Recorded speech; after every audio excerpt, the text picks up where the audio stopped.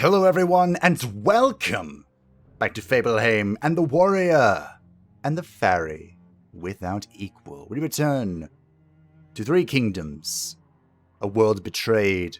We left things off last time with Liu Bu after our guide episode. I hope that you enjoyed it, even though it was more partitioned than I initially intended, because we discovered a few things along the way, including the wonderful mechanic of coercion, which we no doubt picked up from Dong Zhuo. As is tradition, the second episode is going to be... We do have an administrator slot. Ooh, and you're a good administrator. The second episode is going to be the history of Liu Bu. Primarily, we talk about the basic, or the real history, but because this series relies so heavily upon the romance of the Three Kingdoms for the idea of the warrior and the fairy, we will also be talking about that. Gao Shun, Grand Tutor, and Xiao Xing, Grand Director. This is the food guy. He does food stuff. So yeah, that is the plan. Hopefully things go well. Hopefully we eliminate Cao Cao, who is down to this little lumber yard right now. And that's it. That's all he's got. Hopefully we can take care of him. I also spy a weakened Luoyang. This is only a level 1 town though, but ideally we pick up this, we have a trade port. Boom. Instant. Good stuff. Now, we do want to try, because our turns are coming up. What? Slowly but surely, our deal with Yuan Shao is expiring. So if we can coerce someone to do something, I can't do that yet, because... Oh, I need a term. We need to request money from somebody. You have a lot of money. I can request up to 2,000 from you. So how much is this? It's a lot. But... Wait, what? Oh. I do kind of need Liu Yan right now. Oh, he really doesn't want that. Okay. That's fair. I need Liu Yan for purposes. Stuff and things. Specifically, her... Ooh. Specifically things such as...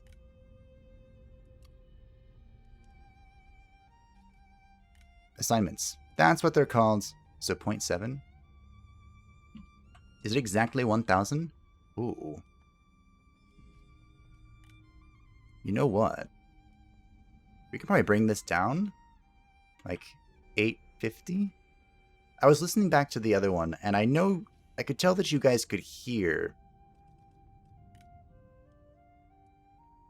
some of my little my keyboard is very tactile.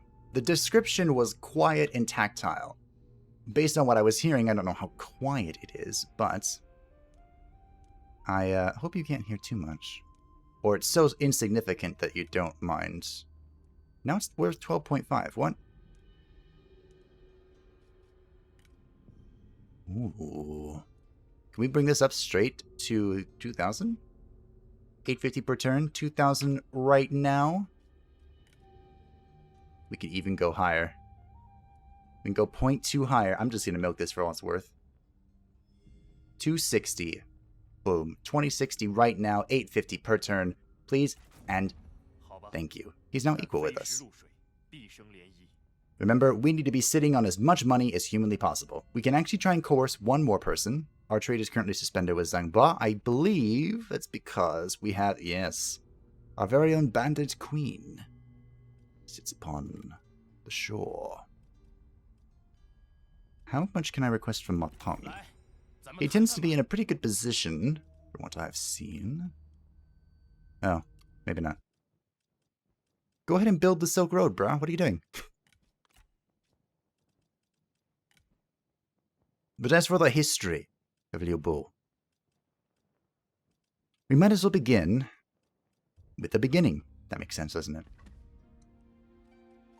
So, when Liu Bu first appears in the history that I could find, what is our taxi thingy? Yeah, we want that one. And we want to invoke this council. When Liu Bu first appears, development, blah, blah, blah. I don't want to raise or sack anyone, and I don't want to move there. Okay, great. When Lu Bu first appears, it is when he is betraying Ding Yuan. Now, Ding Yuan came to the capital of Luoyang for a variety of reasons. Food for non-aggression? No.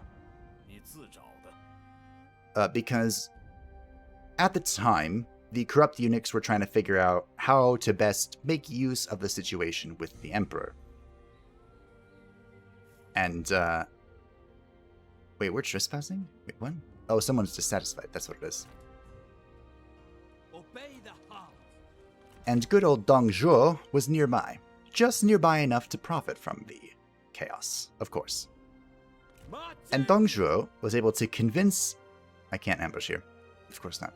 Was able to convince Liu Bei, one way or another, to... Well, this is the new title system. I also didn't talk about this in the episode. But it's great. I love it. Most of these you have to do stuff for, but you do unlock some of them at the beginning. I'm looking if there's any that gives cunning. This one. Win 10 battles, the generals will have 6 archers units in their retinues. Oh. We have a, win an ambush battle. We have a trebuchet. Win a battle where 60% or more of your army consists of range units. Minimum 10 units in your army. Wow.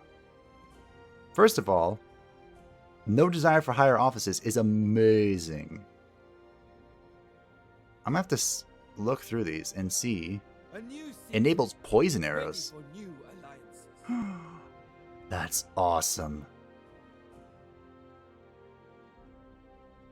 What is this? Other effects. I guess we're just gonna go with one that gives a lot of satisfaction. Like this one.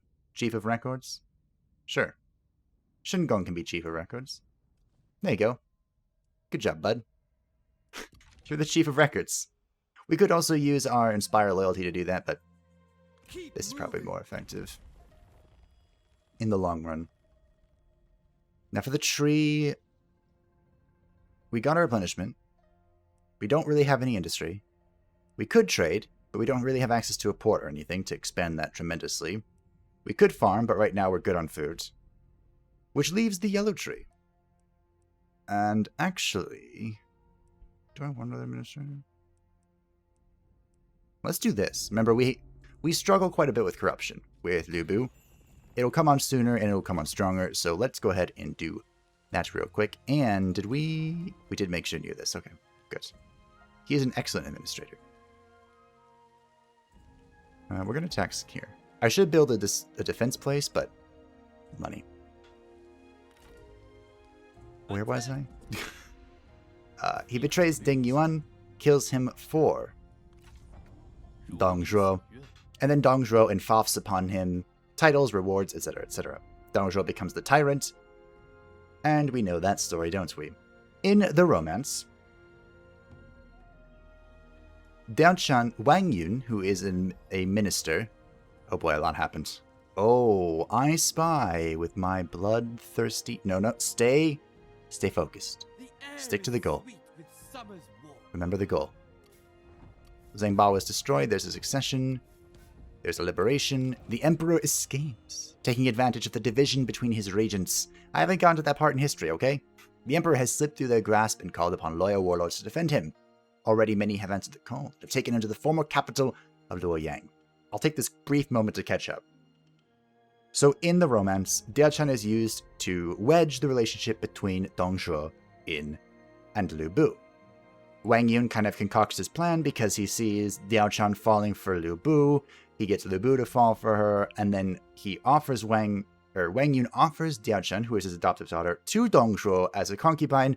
Dong Zhuo, of course, takes her immediately, regretting nothing, and then Lu Bu kills him. In history, though, it was a little bit more like Lu Bu was kind of paranoid, and Dong Zhuo would throw Ji at him when he was angry. You know, like the little halberd things. Dong Zhuo would throw those at Lu Bu to vent his anger. I'd be kind of upset too. And Lu Bu did have an affair with one of Dong Zhuo's maids, so paranoia plus having G's thrown at you all the time kind of mounted and off with his head. Now, after that happened, Wang Yun became regent for a short period of time, and then Guo Li Zhuo and Guo Si, the lieutenants of Dong Zhuo, rebelled, and Wang Yun tried to use Liu Bu to turn against them, or to fend them off, but eventually Liu Bu lost/left, and Li Zhui and Guo Si became emperor. But those two regents, taking advantage of the division between his regions, never got along. So the emperor was able to escape. Although I'm pretty sure from there, that's when Cao Cao picked him up. Anyway. And Yongfeng has now become the master of the Han Emperor, of course, because he has the puppet emperor. I want to attack it. I am resisting every urge in my body to attack Yongfeng. Every urge. Hold it in. You can do it. Patience. Patience is key. You don't want to turn the entire world against you yet. But we have a battle. This means I get to talk a lot. Great. We can do it. I can finally tell you the history of Liu Bu. Here we begin. Let us fight to the end. Now Here we go. begin. Give no quarter, for I surely will not. Here we put an end to the biggest thorn in our side. I hope anyway. That would be nice. Continue. Now, of course, because... Well, actually, they're the attacker, aren't they? Ooh. So we're actually going to get to use our tower here again. Isn't that lovely? So what'll happen here, just like last time, I will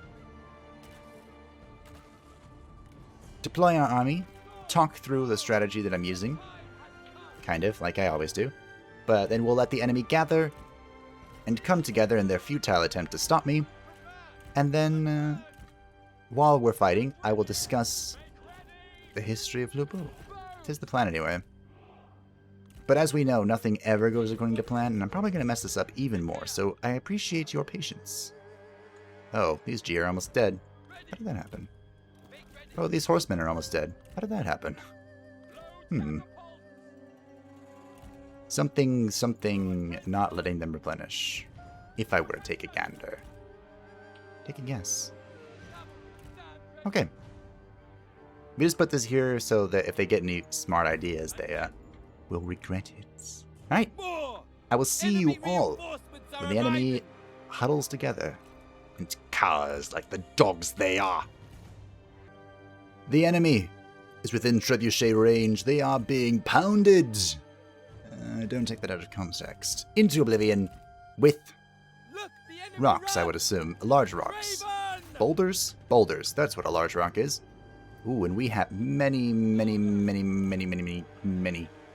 cavalry. Liu Bu, I might require your assistance. I'm trying to get these little guys around here to sneak onto the trebuchet. So let us discuss of where we were before. Whoops. We were talking about Guo Si and Li Zhuo. They had just broken Liu Bu, preventing Wang Yun's strategy of using Liu Bu as his personal cudgel against political opponents. Probably for the better. We saw how well that went, / didn't go. These guys are going to die for the cause, that's okay. I've just accepted that.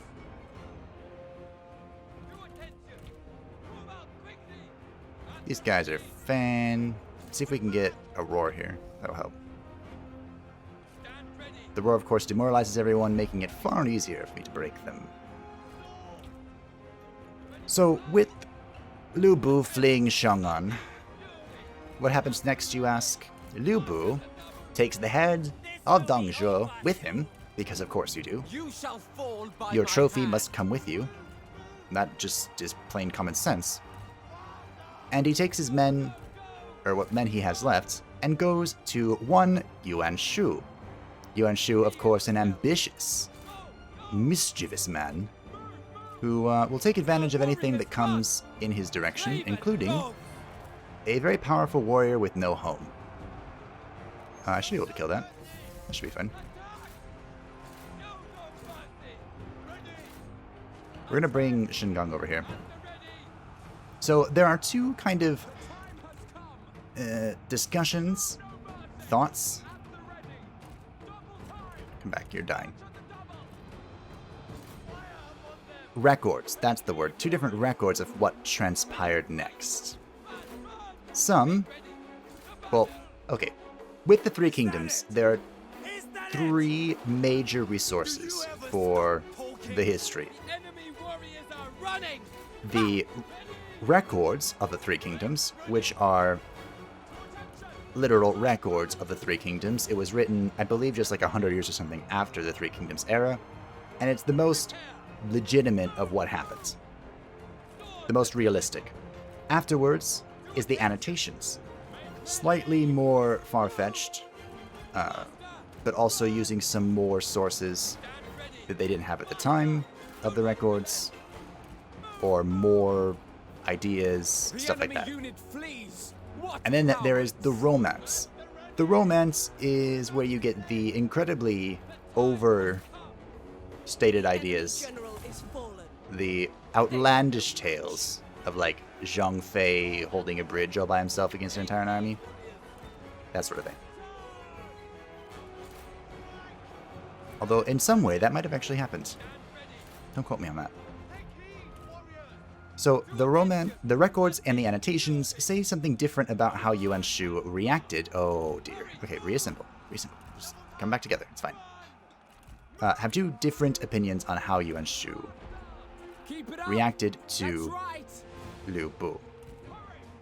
And I don't remember which is which, I'm sorry. Because it was the Chinese names and bad differentiating them. But one of them said that Yuan Shu welcomed Liu Bu, but Liu Bu acted arrogant, and Yuan Shu ultimately was like, no, get out of here with that, and kicked him out. The other one states that Yuan Shu wanted nothing to do with him, and just told him to get out of there. For reasons. Maybe they didn't want to incur the wrath of the people now presently in control of the Han government. Reasonable idea. Enemy warriors are running. Ha! So he leaves Yuan Shu, and where does he go? Where does he go, of course, but Yuan Shu's estranged half-brother, Yuan Shao. So he crosses the Yellow River, and he comes to Yuan Shao and helps him out with a little problem that Yuan Shao has. Which problem, you might ask? The bandit problem. So he comes and helps out with Zhang Yan. By repeatedly raiding Zhang Yan's territory, he does eventually bring the Bandit King of the Black Mountains to his knees. Much, I'm sure, to the pleasure of Yuan Shao. Now, you might be wondering, so far, this sounds great, right? Yes, but Liu Bu, being Liu Bu, was acting quite arrogant. Why are you both off your horses? Was acting arrogant. Shocker. And he wanted... They're away from their horses. And he wanted Yuan Shao to give him more military forces. Yuan Shao, of course, declines. And Liu Bu, being angry at that, decided to raid Yuan Shao's territory. Yuan Shao, disliking that, went ahead and tried to assassinate him. There's a little bit more to that, but that was the gist. So, after the assassination attempt, some say, one source said that Liu Bu was escorted. Liu Bu wanted to go back to the capital, and Yuan Shao escorted him with like 30 heavily armored troops or something. And Liu Bu was like, yeah, I don't trust you at all, because, of course, Liu Bu was paranoid. And he told one of his soldiers to stay behind in his stead. And Yuan Shao's forces killed the soldier that had pretended to be Liu Bu, sleeping in his tent and everything, and said that Liu Bu was dead. His soldiers did not do a very good, thorough check there, did they? And then, of course, the next day, Yuan Shao found out that Lu Bu was in fact alive, and not pleased. I think he tried to assassinate him again. I just know that he fled towards Zhangyang. Whoever's across the river from us right now in Hene, that's where he went. And Zhangyang was bribed by Guo Si and Li Zhe to try and kill Lu Bu. And they pretended to accept the bribe. But Zhangyang invited Lu Bu in. And I believe someone that we actually kicked out of our court had a role here. And that was Zhang Miao. Now we could recruit both these people, but I have literally zero interest in that. I just want the money. They are of no use. And we need this replenishment. No. Yuan Shu, trying to get me to acknowledge him. Which, funnily, Lu Bu did not. But we'll get there. We'll get to Yuan Shu being Yuan Shu. So Zhang Miao from... Yes, it was Zhang Yang. They crossed over into Yingchuan. And Shen Gong, our good friend here, and some other, I believe 2 other of Cao Cao's forces. Finally, Cao Cao's no more. Rebel against Cao Cao. And this is the rebellion that forces Cao Cao to turn around from his conquest of Taoxian, which we talked about in the Taoxian series. Faction destroyed. Cao Cao. Oh, that's beautiful. Lu Bu avenges himself upon the ungrateful. We have 25 turns to destroy Li Zhe. Do we do that? Yue Jin is here, and Lady Bian. Do I care, though? I kind of want to... Don't take this the wrong way, Yue Jin, but I kind of want to kill you. I don't really want you in my army. You know... Resolve of the Righteous. Enabled if not a routing stronger enemy. How does it calculate that? You don't have the steel thingy. I don't like that. I feel like we should recruit Yue Jin, though. Lu Bu serves himself. As much as I don't really want to.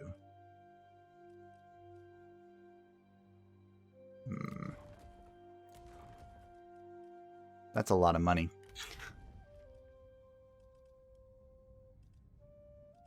Is that corruption? Oh, it's just my tax level's low. That's fair. That's fair. We'll get some more peasantry income, thanks to Lady Yan.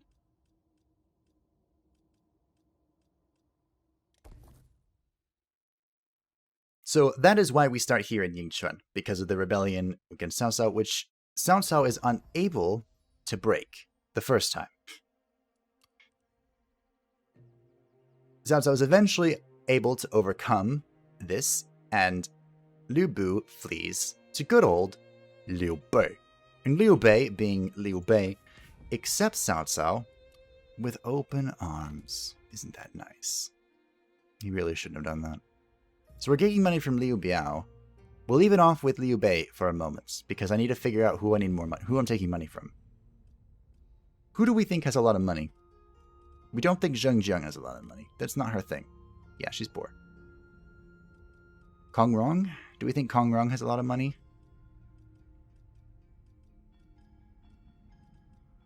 How many turns do we have left with Liu Biao? Because we know a certain someone named Liu Biao is right here. 7 turns. We could put an end to that. We could also just go, oh, we have 2 turns of this. We're receiving a lot of money from diplomacy. I didn't realize that. I thought this was already over. Ooh. Okay, Shizhi, you're normally rich. Not yet, though. Normally, but not yet. How are you doing, Liu Cheng? You haven't been assassinated yet. That's good. Well, this is some amount of money. You're very poor in food. I might be able to remedy that. How much can I get from you, though? Ooh, okay. Let's bring this down to a reasonable level, shall we? You have much more money that I can take offhand right now. Like that much. Ooh. Maybe not that much. How much is food worth to you? How much is this worth? We can make a deal.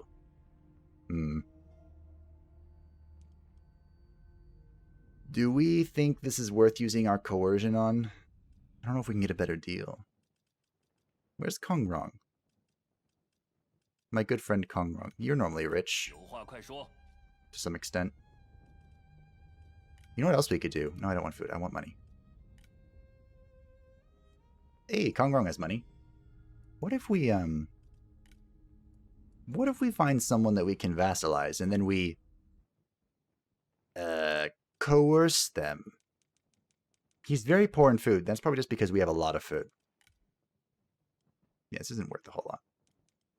Let's see how much we can get out of Kong Rong. My good friend Kong Rong. Who is not really a fan of me at the moment, even though I am a good fan of his. How much money do you have on hand? You have not as much as Liu Cheng. I believe we have found ourselves in between a rock and a hard place. I would love to use my coercion to secure funds, but that is... well, regular funds, that is. Ooh, we have found ourselves a piggy bank.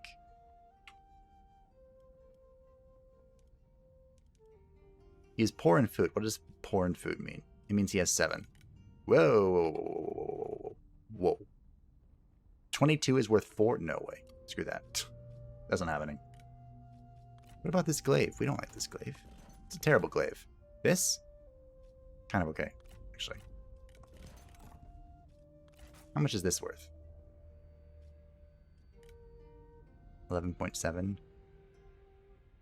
This is a lot to give you, Liu Bei. You know that, right?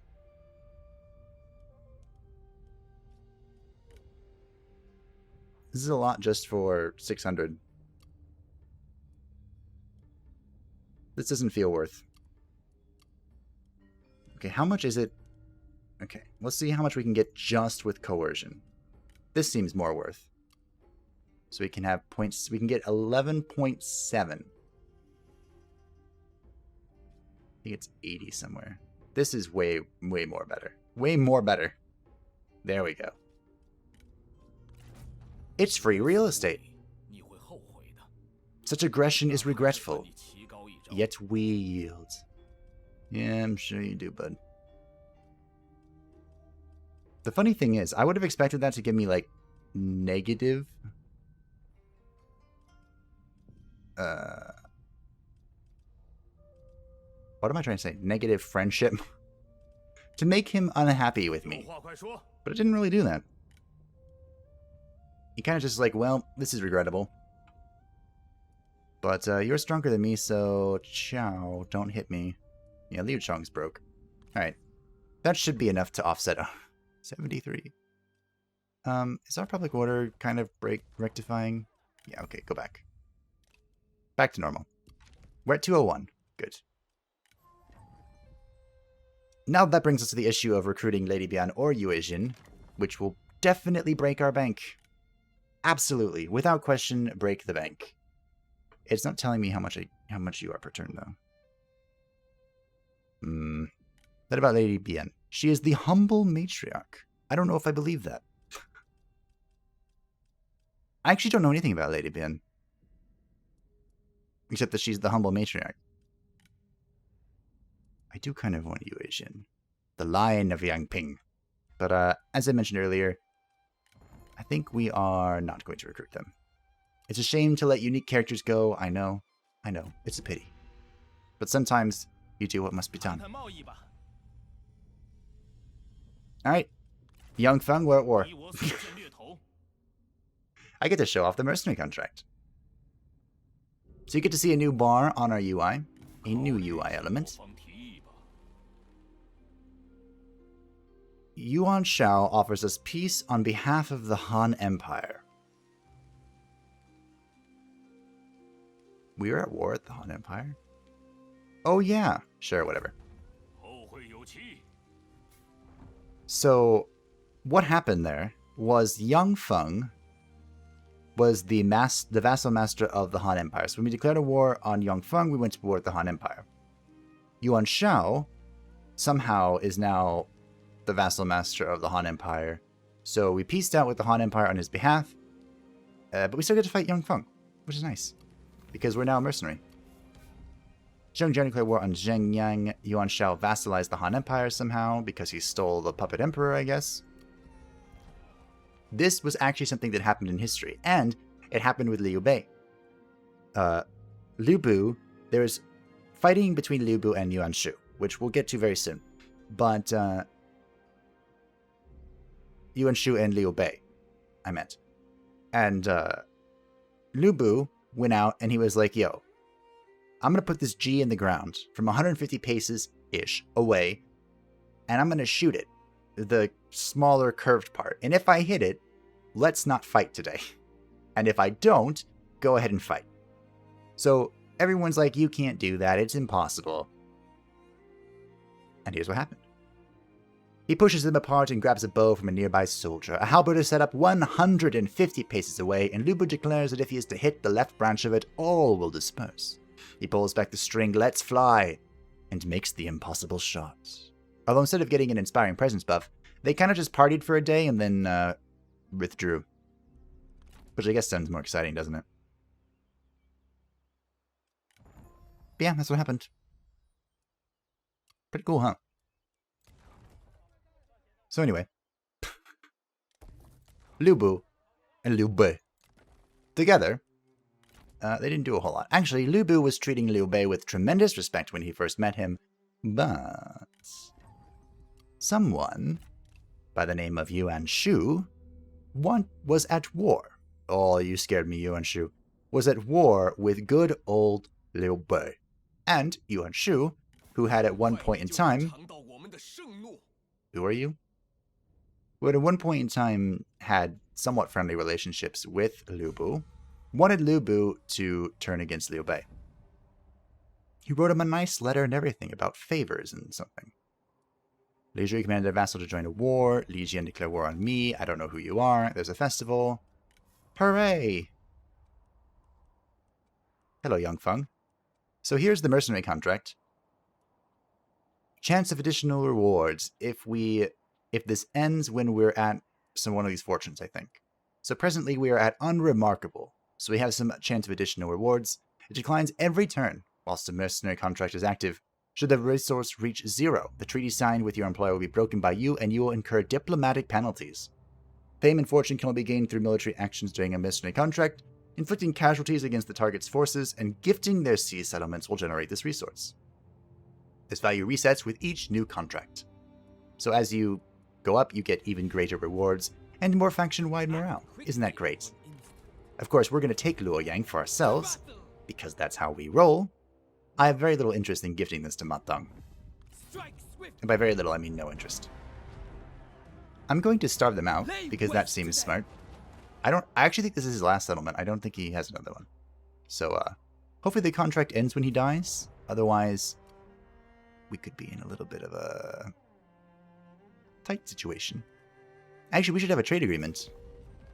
We have our trade suspended. Yuan Shu's being very aggressive. Alright, who can we trade with? Yuan Shu. Liu Biao hates me. But he doesn't have a lot of money. So does Yuan Shu, even though I want to kill Yuan Shu. Oh, great. Great. We should probably just wait until we get... this is manageable. This is manageable.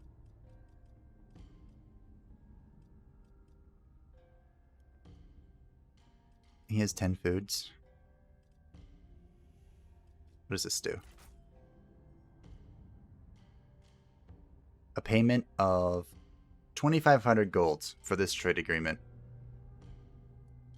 Let's just sell it, give him a celery or something stupid. Yeah, so Liu Bei. Liu Bu goes over to Liu Bei accepts him. And then Yuan Shu wants Liu Bu to attack Liu Bei. The reason, of course, because Liu Bei is off attacking Yuan Shu and, you know, diverting the enemy's strengths, etc., etc., etc. This is actually worth more in the long run. As long as we don't go to war with him in that time period. And I don't remember how, but Lu Bu does. He's kind of just like, yo, what up? This is mine now. Goodbye. Very Lu Bu-like, honestly. And I think... Remember when I said it's like Game of Thrones, everything betraying each other? Yeah, this is the part I don't remember. I don't remember. This is fine. Have some money. But ultimately,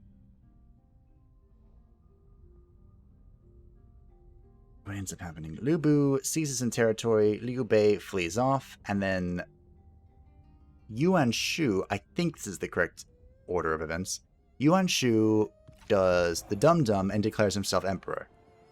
Support for merchants. Nice. Now, when he declares himself emperor, Cao Cao, who we've had a bit of a kerfuffle with, asks Lu Bu to help him put down the traitor. Yep, Cao Cao asks Lu Bu to fight alongside him. And Lu Bu does? Kind of. Well, oh, hi Zhengyan. Yang Feng is actually one of the people that formed a coalition against Lu Bu. But Lu Bu was able to convince Yang Feng and the other person involved to turn against Yuan Shu. And they defeated him and led to his inevitable defeat. I'm kind of just auto-resolving this, sorry. Because I'm trying to think. I'm thinking hard. The brain is working. Kind of. Fame and fortune. Hey, that's cool. We captured Zhu Huang. We get... Oh, hell yeah. That's mine. Thirsting for vengeance. Do I take this income? I think I do. I have little need of prisoners. So, Yuan Shu's downfall is set there, which we of course knows happen. And then Cao Cao fights... Cao Cao and Liu Bei fights Lu Bu, because Lu Bu's a threat. And Lu Bu asks Yuan Shu, of all people, after assisting with the beatdown, I suppose. And then Yuan Shu's like, well, Lu Bu wouldn't give me his daughter, which Lu Bu was supposed to do, but he ended up reneging on it. And so he's like, no. And then Lu Bu kind of wanted to surrender, which sounds very unlike Lu Bu. Oh, look, we got... Oh, we don't have Scare yet. That's the set, I think. The 5 elites, because we beat another one. Bunch of wars happening.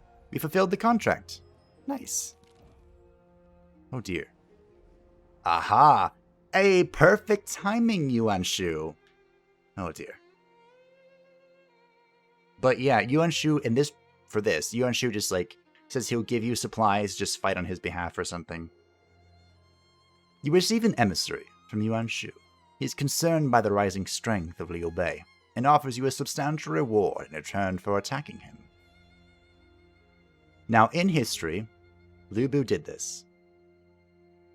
And it ultimately worked temporarily, short term. And I kind of want to kill Yuan Shu.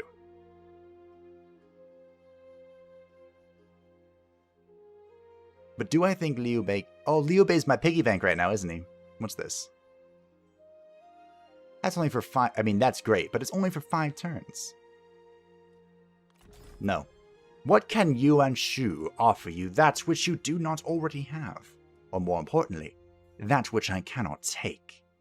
We're gonna go to war with Yuan Shu. Oh, look, it's Herman. What up, Herman? You know, we might be able to use that to our advantage here. Put them down.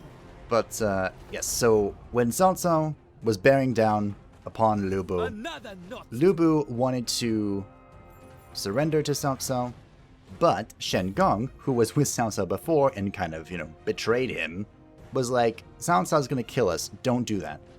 And then Lu Bu's wife was like, don't trust Shen Gong because he betrayed Cao Cao.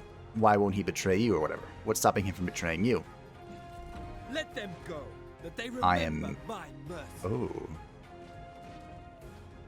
I am not gifting this. This is mine. This shows much Opportunity is potential. seldom presented and easily lost. The Emperor is vulnerable. Warlords rise to his defense, whilst others cannot resist the lure of power. They stake their claim with steel and blood. In the ever-growing chaos, there is only one absolute truth. China's fate will be forged in war. Yeah, we did kind of know that. We are now a duke. Your accomplishments are great. Of course, those who insist on remaining in ignorance must be dealt with. You mean like the entire map? We lost some relationships. Wait, were they destroyed? Because I still have a mercenary contract. Hedong? I have to go across the river. That's not really what I'm prepared to do. Yuan Shu is probably really huge. Like, he's probably all of this. So, oh, here's Li Xian. Oh, I found you. Wait, is he... He's Dong Zhuo. Oh. Well. Attention! You know, we could. There are a lot of we have a lot of options. Let me finish the story, because we're coming to the end. Lu Bu wanted to surrender to Cao Cao. His advisors did not. Shen Gong, perhaps his most loyal advisor, and his wife kind of got in the way, Lady Yan. And he really should have listened to Shen Gong, because Shen Gong had some relatively useful advice. But in the end, what ended up happening there was Shen Gong and his other loyal advisor, was it Guo Sha, the other guy we have? Someone, were trapped by their... captured by their underlings that wanted to surrender. We were going to this. That's what we were doing. I was trying to remember which way we were going. There were too many branches. So Shen Gong and probably this guy, Gao Shun, that's his name. They were captured by their underlings that wanted to surrender to Wow. People want to form a military... Yuan Shu wants to form a military alliance with me. Must be my vassal. Oh, Gong Sun Du. You're way up there. But what ended up happening? Yes, they were captured and brought before Cao Cao. And once Lu Bu saw that he was surrounded, he was like, okay, we can do this. I'm going to have to give you a lot for this, aren't I? I don't know if I'm up for that, Liu Biao.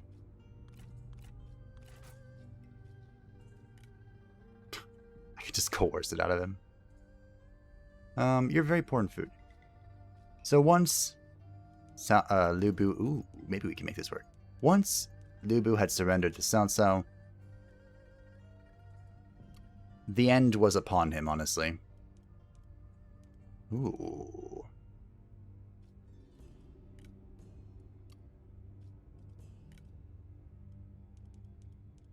And the funny thing is, Cao Cao actually wanted to recruit Lu Bu. But also there was Liu Bei, who was like, yo, this dude has betrayed both of us, and you still want to recruit him. What is wrong with your head?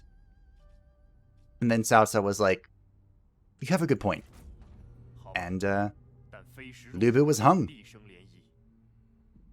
And that was that. Lu Bu, Shen Gong, and Gao Shun were all killed together. All of their heads were sent to the same place that I don't remember, and then they were buried, and that was the end of that. Poor guy. But what matters to us is that in the Records Annotations, Lu Bu was a powerful warrior. It was temperamental, arrogant, and paranoid. Ooh. You can get that eventually, Liu Bei, but right now I'm going to hold on to it. But in the romance, Lu Bu was a powerful warrior that was stubborn, proud, and a bit reckless, we'll say. And with his beloved... Ooh. Hello. The lure of power. I was in the middle of a speech game. The strategist Jia Shu has seen an emperor fall and a tyrant rise. He is a man who recognizes strength, and he sees it in you. He is willing to abandon his current master and join your cause. Jia Shu was an advisor to Cao Cao. Of course I'm going to accept it. You took him on. Very soon, you will need all the talent you can muster. How very true. Or we're the Duchy of Yin. That's awesome. So we have a gift horse. I just realized that, by the way. So we're going to be the Yin Dynasty. That's an awesome name. Why not both? I wish there was a number here. ¿Por qué no los dos? I kind of want to take that. You know what? ¿Por qué no los dos? Your services are not cheap. Does he really expect you to choose? We got a great thoroughbred. Congratulations. You have a real horse. And you can have this. I was going to say, maybe Lu Bu needs a horse. He doesn't need a horse. Amongst men... Like... Oh, it's uncool though. Amongst men, Liu Bu. Amongst horses, the red hair. 'Tis the saying. You can probably use this. There you go. Have a snake. Have a snake. But as I was saying, before the game rudely interrupted me, with his beloved. I'm gonna go kill Idre. With his beloved, Liu Bu shall rise instead of emperor. Because Diaochan, an adoptive daughter of Wang Yun, was not just a pretty face, not just a fairy hiding in plain sight. For she was a true mastermind, a true strategist, who had always hidden her daggers. There was actually a great quote in the, oh dear, look at all these notifications. Okay, don't forget, great quote, Sima Yi, 2010 series. Remember, brain. Sun Sa has declared war on Liu Yao. Is this a bunch of coalition stuff? War going to war. Huajin requested autonomy. Wang Lang declared war on the rebellion. Great name. War with Yuan Shu. You know, if Yuan Shu keeps having war declared on him, that's less I have to deal with. The fact that I can see him concerns me, though. Oh, that didn't take very long. Jia Shu left. Oh, the mighty warrior and hero, Liu Chong, has been slain by the coward Yuan Shu. It has been said that he employed assassin to kill the prince during the night. Now, that was kind of my bad, I think, on... Can I reach this? I can. People like this. On Jia Shu leaving, I'm pretty sure I could have inspired loyalty on him if I were paying attention and kept him. I'm just gonna delegate this. And so yeah, that's my bad. Mabi. I was so focused on the story history bit. I'm sorry. And we captured Li Zhuo. My people look to me as their leader. I cannot abandon them. Now, Li Zhuo, you lied to me and betrayed me. So goodbye. Silence them. Li Zhuo is no more. We defeated him with our faction leader. Lu Bu avenges himself upon the ungrateful. Ah, wonderful income. And he has been destroyed. Beautiful. And now we have a trade port, which means we have access to the brand wide world. Who the heck? Oh, Yongfeng is here. Oh. We are in a most precarious situation, though. Yuan Shu, who we have just angered, is at our doorstep. And we have two enemies right here in front of us. Oh, there's Ma Chao. Ma Tang's son. Ma Chao was kind of like the second coming, quote-unquote, of Lu Bu. Very powerful warrior in his own right, of course. But he kind of raised up to fame later. And I totally, absolutely remember what he was good for. I think he joined Liu Bei? Maybe? Hey, Liu Chong's dead. Why is his portrait still here? I'm looking for Yuan Shu so I can peace out with him and try and force the AI to not attack me right now. And by force, I literally mean I'm going to coerce him. There he is. Hi. Hi, Yuan Shu. Yeah, can we talk this out? You know, what if I support your legitimacy? You're not into that, huh? Okay, that's fair. You know what? That's fair. That was asking a lot. What if I just look away and you just don't attack me? How's that sound? I'll even give you this eavesdropper. You like eavesdroppers, don't you? I'm sure you do.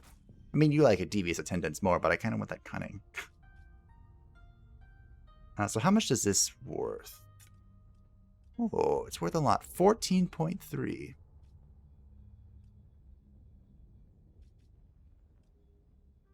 Oh, we're getting 32 per turn. Yeah, that was worth. That was worth me doing. Dumb me. Alright. We get 14.3, and I totally don't remember the math here.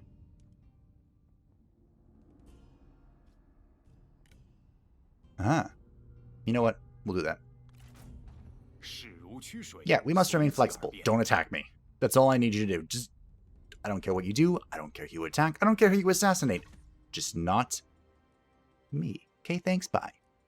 Let's take a look at the spy network, because we haven't done anything here. So this is the new spy net, well, old spy network now with current turncoats. How do I see the turncoats?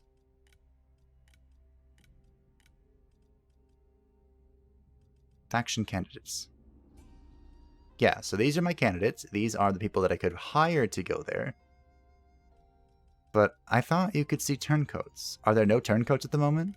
Is that what's up? There's no way there's no turncoats. Alright, well.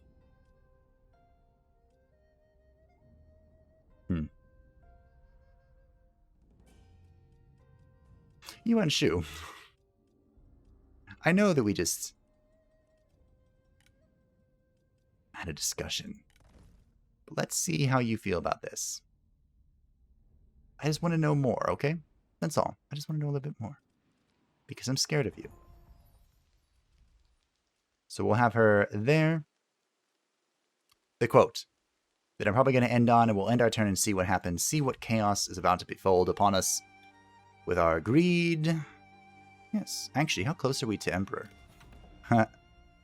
Ooh, we're getting there. It's not going to be long, ladies and gentlemen. It is not going to be long. Offers us peace. Yeah, sure, whatever. So the excellent quote. Sima Yi told this to Cao Zhen? Oh, name. It was one of Cao Cao's descendants who was basically regent over the child emperor. And Sima Yi went to go... I know, another child emperor. Sima Yi went with the permission of the Empress Dowager to basically take control of the child emperor, more or less. Like, that's what was happening. And there's the succession of Liu Chong. Our spy has been dispatched. Yuan Shu declares his intentions. Messages have reached you that the warlord Yuan Shu has declared himself the emperor under heaven. Such a brazen act has angered many. He has also drawn powerful nobles to his cause. Yeah, don't deal with them and not with me. So Sima Yi says to the Cao guy, oh, Su Shu, to whichever Cao it was at the time, that Cao Cao taught him a valuable lesson. And that lesson was... It was a quote, a question, like, why is a man's feet pale? Because he never shows them.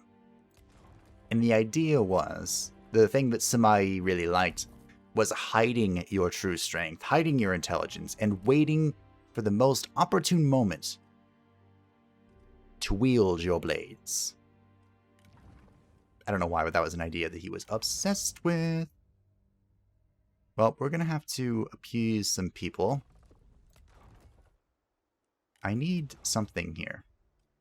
I need an administrator that doesn't suck here. And we don't really have any of those at the moment. I guess Ho Chung is close to an administrator that doesn't suck at the moment. But we can figure all of that out next time. So thank you all for watching. I hope that you enjoyed this episode of The Warrior and the Fairy Without Equal and some of the history tidbits. Some of it may have been wrong or messed up a little bit, but I tried to get the gist of what was important.